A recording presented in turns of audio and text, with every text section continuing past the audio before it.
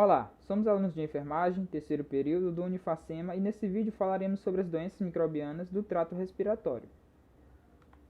Discentes: Jadson Vinícius, que sou eu, Vitória Caroline, Karen Santos, Tércia Mayra, Natasha Caroline, Suelane Rocha, Luciana Simão, Maicon Douglas e Natécia Raíza.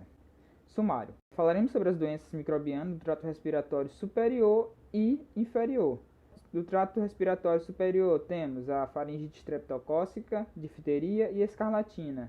E do trato respiratório inferior será abordado sobre a tuberculose. Para introduzir um pouco o assunto, temos ao lado o trato respiratório inferior e o trato respiratório superior. E podemos observar alguns órgãos que compõem essa região. Por exemplo, no trato respiratório superior, há a presença da cavidade nasal e da parte externa, o nariz, a presença também da faringe, laringe e também da parte superior da traqueia. Já no trato respiratório inferior, temos a traqueia em si, o bronco principal e suas ramificações, denominadas bronquíolos, e através dos bronquíolos temos os alvéolos e principalmente os pulmões. No trato respiratório superior, os patógenos eles são transmitidos pelo ar e fazem o seu primeiro contato ali com as membranas mucosas do corpo.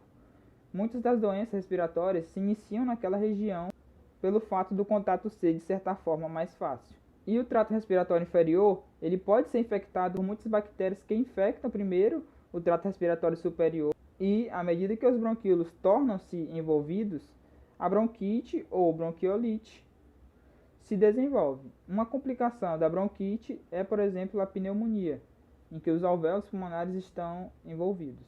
Faringite estreptocócica. Assim como toda qualquer infecção possui seu patógeno, a faringite estreptocócica ela também possui. E ela possui dois patógenos, que são basicamente o Streptococcus pyogenes e o Streptococcus hemolítico. O Streptococcus hemolítico, ele faz parte do grupo principal, né, do agente etiológico da faringite bacteriana. E ele afeta de 15 a 30% de crianças e 5 a 10% dos adultos. A faringite estreptocócica também possui as suas complicações. Dentre elas, cabe listar a sinusite, otite média, esclartina, febre reumática e glomerulonefrite. Ou seja, essas aí são algumas complicações no qual, né, essa doença pode trazer para a pessoa que foi infectada pela bactéria. Formas de transmissão da faringite estreptocócica. A faringite estreptocócica ela pode ser transmitida através do muco da pessoa infectada. Também ela pode ser transmitida através da saliva, né, que no caso vem a ser através do beijo ou de bebida compartilhada. Ela também pode ser propagada através de tosse ou espirro, como também ela pode ser transmitida de uma pessoa para outra através de contato com a pele, né, aperto de mão, abraço.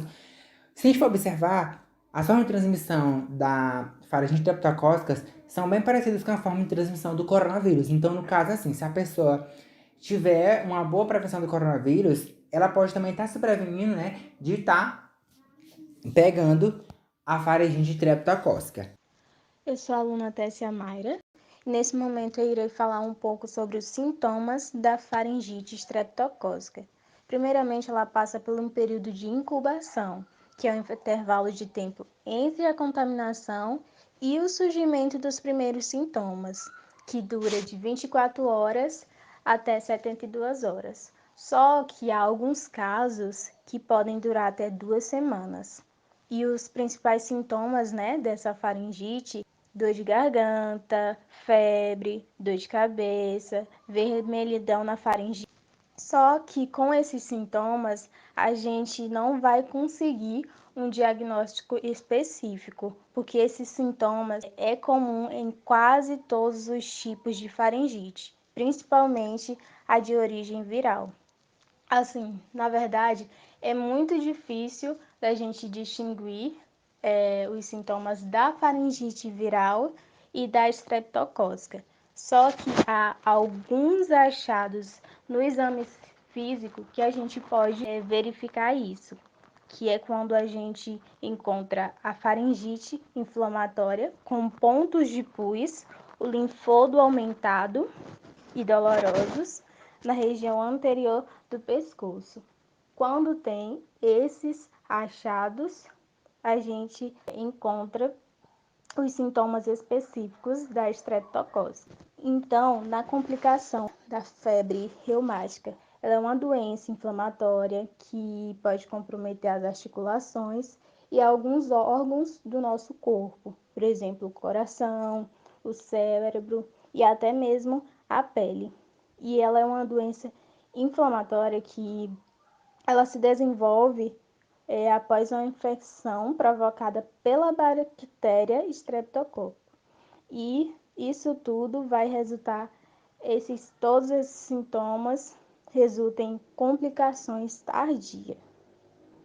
Me chamo Natasha Carolina, vou falar sobre o tratamento da faringite estreptocócica. Uma vez diagnosticada a pessoa com faringite estreptocócica, deve-se começar um tratamento imediato. No caso da faringite, por ser causada por uma bactéria, o tratamento é feito com antibióticos. Os antibióticos mais recomendados para os casos da faringite estreptocócica são penicilina, que pode ser ministrada por via oral ou por meio de injeções, amoxicilina ministrada por via oral. Só o médico vai indicar o melhor tratamento para a pessoa, que pode variar dependendo do agente que causou a faringite. Ele recomenda que beber muita água, evitar ficar em ambientes fechados por muito tempo e buscar repouso ajudam a aliviar os sintomas. E também tomar alguns analgésicos simples que possam ajudar a controlar os sintomas e dor. No caso de sintomas leves que não melhoram com o tratamento inicial, ou sintomas mais graves como febre alta, tosse com catarro ou falta de ar, precisam de atendimento em um serviço de saúde. Meu nome é Karen Santos, eu vou falar um pouco sobre a difteria. A difteria é uma espécie de bactéria bacilares gram-positiva, quimiorganotrópicas, que tem catalase positivo e oxidase negativos. São imóveis, anaeróbicas facultativos, não formadoras de esporos que causam difterias. As septas podem ou não ser produtivas de toxinas, que é toxinas diftéricas. Suas colônias são marrom escura ou negras por produzir H2S e formar ângulos que parecem letras chinesas ou letras como V, Y ou X. A difteria é uma doença transmissível causada por uma bactéria que atinge as amígdalas, as faringes, laringes, nariz e outras partes do corpo como pele e mucosa. Dependendo do tamanho onde as placas aparecem, a pessoa pode sentir dificuldade de respirar. Em alguns casos mais graves podem haver edemas no pescoço, aumento de gânglios linfáticos na região até asfixia mecânica aguda, pela obstrução causada pela placa. A difteria ocorre durante todos os períodos do ano e podem afetar todas as pessoas que não são vacinadas, independentemente da idade, raça ou sexo. Acontece com mais frequências nos meses frios e secos, quando é mais comum ocorrer infecções respiratórias, principalmente devido às aglomerações em ambientes fechados que facilitam a transmissão da bactéria. Falando em transmissão, a transmissão da difteria se dá por meio da tosse, espirro ou por lesões na pele. Ou seja, a bactéria da difteria é transmitida pelo contato direto de pessoas doentes ou portadoras com pessoas suscetíveis, por meio de gotículas que são eliminadas pela tosse, espirro ou ao falar. Em casos mais raros, podem ocorrer a transmissão por objetos capazes de absorver e transportar o micro-organismo, como a bactéria causadora da difteria. O período de incubação da difteria, ou seja, o tempo que os sintomas começam a aparecer desde a infecção da pessoa, é em geral entre 1 a 6 dias, podendo ser mais longo. Já o período de transmissibilidade da doença dura em média até 2 semanas após o início dos sintomas. Eu me chamo Natécia e eu vou falar um pouco sobre os sintomas da difteria.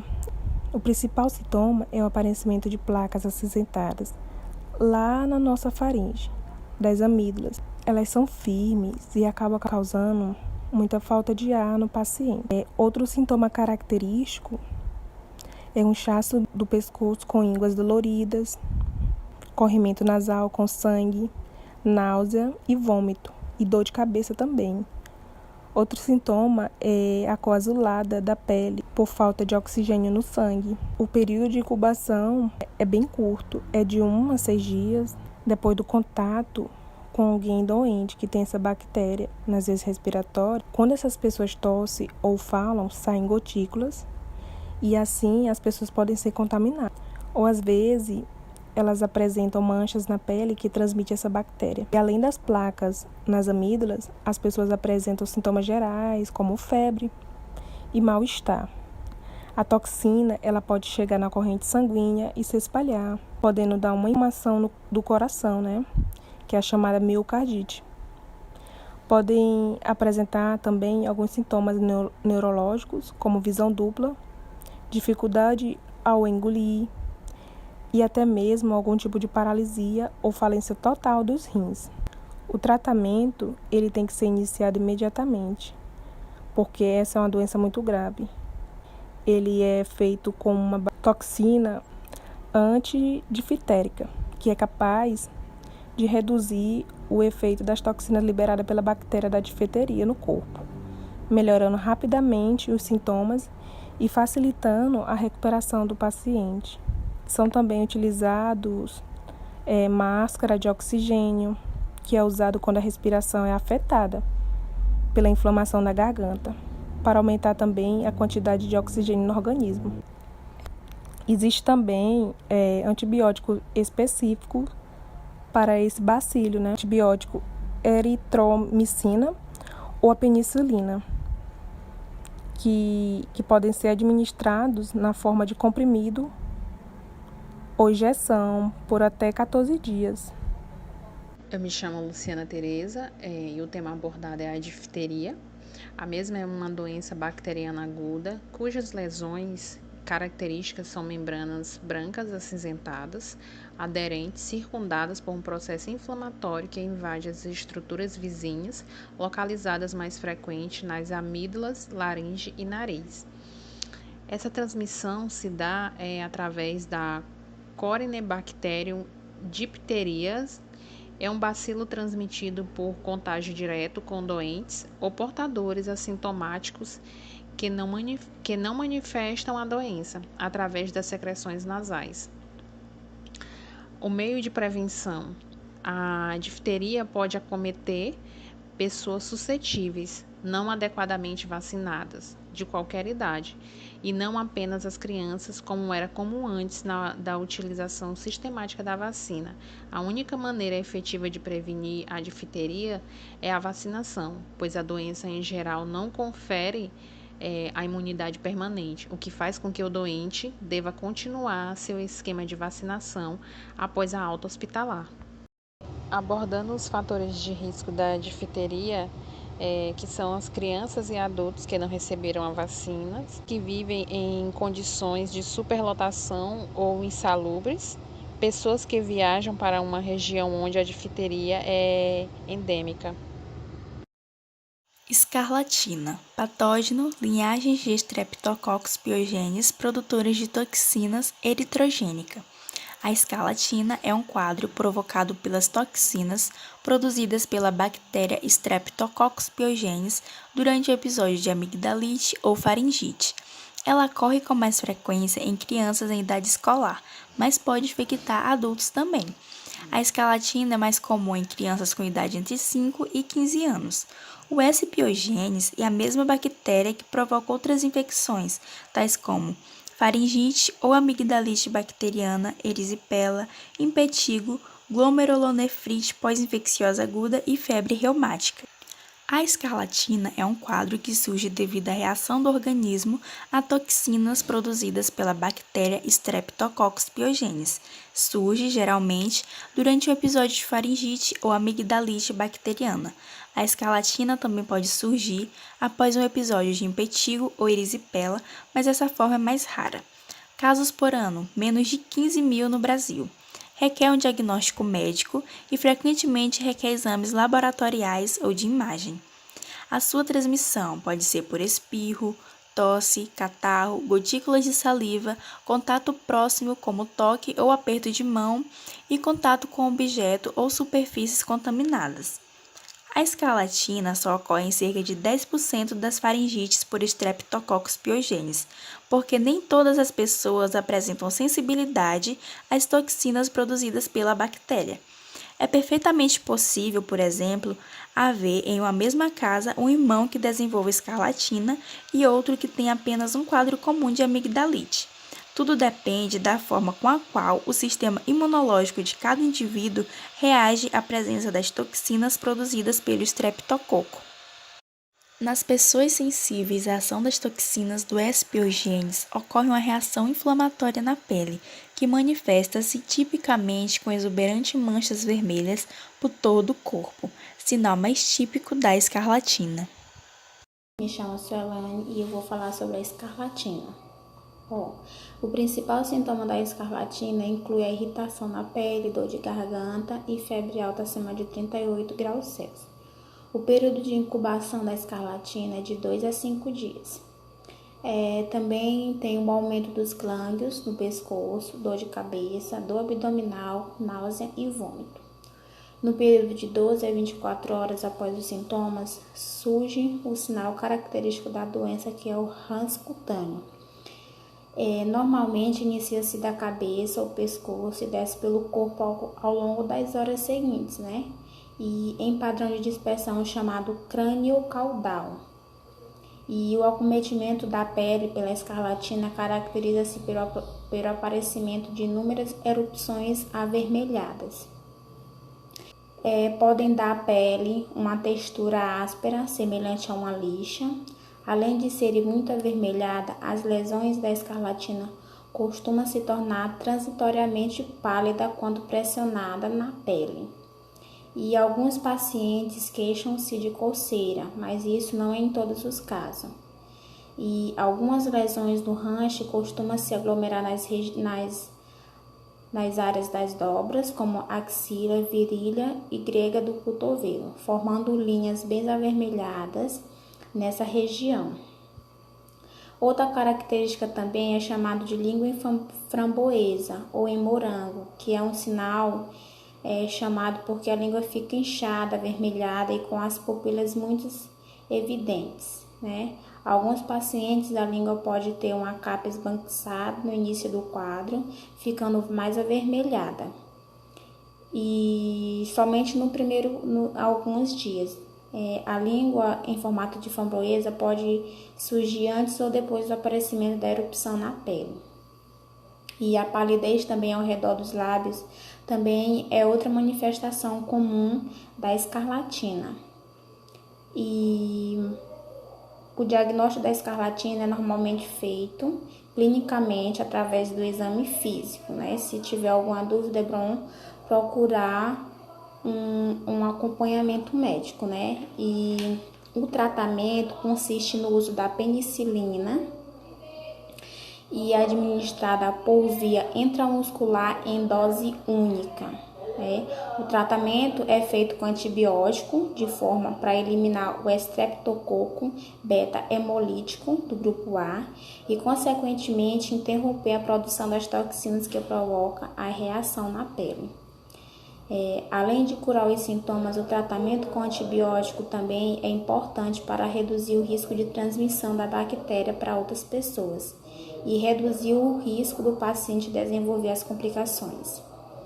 E os antibióticos de escolha para o tratamento da escarlatina são a penicilina V ou amoxicilina, pode fazer uso também. O tratamento, o tempo é indicado de 10 dias. E no caso do paciente ser alérgico à penicilina, a eritromicina é um outro antibiótico bem viável. E quando não é tratado, a escarlatina ela pode complicar com formação de abscesso na garganta ou infecção no pulmão, rins, coração, ouvido ou sistema nervoso. Sou Jadson. Vou dar continuidade falando sobre a tuberculose, patologia esta que tem como patógeno ou agente etiológico o Mycobacterium tuberculosis, um bacilo delgado, aeróbio obrigatório, ou seja, ele precisa de oxigênio para poder obter sua energia, e é considerado também imóvel, não formador de esporos, lipídio da PC, resistência ao ressecamento, desinfetantes e antissépticos. Essa resistência ao ressecamento está diretamente ligada com a forma pela qual o indivíduo infectado ele emite as gotículas no meio ambiente ou em alguma superfície. Essas gotículas elas passam por uma forma de ressecamento, as quais diminuem o seu tamanho drasticamente e assim podendo ser inalada por outro indivíduo. E também o Mycobacterium tuberculosis, ele é um patógeno intracelular facultativo, ou seja, eles podem se desenvolver dentro das células de defesa do nosso sistema imunológico. Ciclo biológico da tuberculose. As pessoas que possuem a tuberculose de forma ativa podem transmiti-la através da tosse, espirros e fala, emitindo assim gotículas com bacilos que se depositam no ambiente. Em primeira instância, eles não conseguem atravessar as barreiras mecânicas das vias aéreas superiores, devido a essas gotículas possuírem um tamanho grande e não conseguirem adentrar nesses mecanismos, como a gente pode citar os pelos do nariz, que tem a funcionalidade de filtrar as impurezas presentes no ar ao ser inalado. As partículas maiores se depositam no ambiente e vão ressecando, formando assim um núcleo denominado núcleo de Wells, representado por partículas menores que serão suspensas com até 3 bacilos no seu interior, podendo ser aspiradas por outro indivíduo. Uma vez no pulmão, as bactérias enfrentam a primeira linha de defesa do corpo, conhecida como macrófagos alveolares. As bactérias são ingeridas pelos macrófagos, mas conseguem sobreviver dentro deles, por serem bactérias bacilo intracelular facultativo, ou seja, ele consegue se desenvolver, consegue se reproduzir, mesmo de forma lenta, dentro da célula. Ao fagocitar e destruir alguns bacilos, os macrófagos criam epítopos, ou seja, uma pequena parte antigênica para gerar resposta imune que apresentam para as células TCD4, liberando assim citocinas e, consequentemente, acabam atraindo mais células para o local, formando uma massa de tecido denominada granuloma, o que corresponde a uma característica da doença. Na sua fase inicial, o granuloma tem o centro de macrófagos infectados e, ao redor dos macrófagos, outras células do sistema imunológico, ainda não infectada. Com a ativação da imunidade celular, aqueles macrófagos carregados com as bactérias são mortos, que resulta na formação do centro caseoso do granuloma. As bactérias se tornam dormentes nesse período, mas podem permanecer vivas por décadas. Essa infecção contida é referida como tuberculose latente e pode persistir por toda a vida da pessoa, sem que ela acuse, sem que ela sinta quaisquer sintomas. A força da resposta imunitária do corpo determina se a infecção se mantém latente ou avança para a próxima fase. Em pessoas saudáveis, a infecção pode ser interrompida permanentemente nesse ponto. Por outro lado, se o sistema imunológico está comprometido, ou seja, aquelas pessoas que apresentam um estado desnutrido, pessoas alcoólatras, o álcool ele pode influenciar muito nessa questão devido a facilitar o desenvolvimento da bactéria e também aquelas pessoas imunodeprimidas.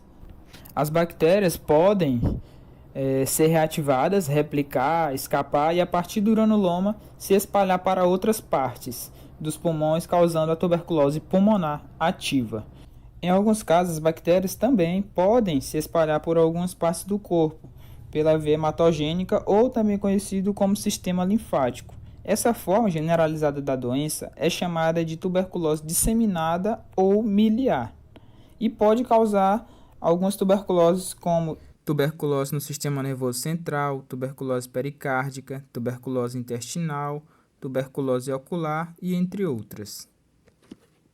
Uma das informações mais importantes dentro do quadro clínico é se há a presença de tosse por mais de 2 ou 3 semanas. Nesse caso, é aconselhável a procurar um médico, podendo assim obter o diagnóstico correto e começar logo o tratamento.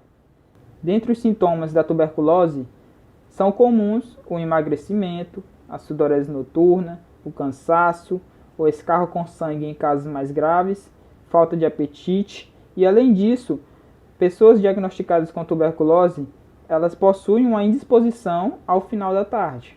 Diagnóstico. O diagnóstico ele pode ser realizado através do exame de escarro. No exame de escarro acontece a coleta após o indivíduo tossir.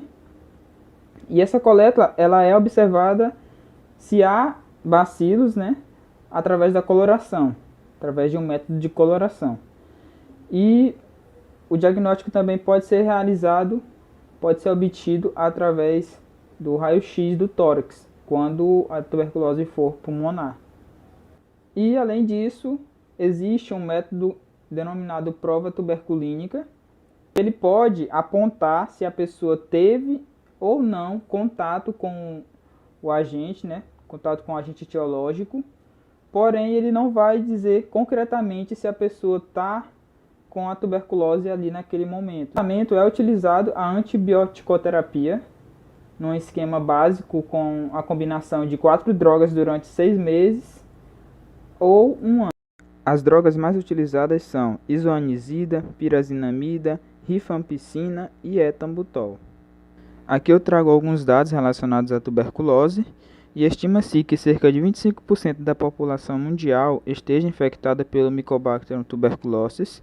Em 2017, por conta da tuberculose, aproximadamente 6,4 milhões de pessoas ficaram doentes, sendo que cerca de 1/4 delas morreram.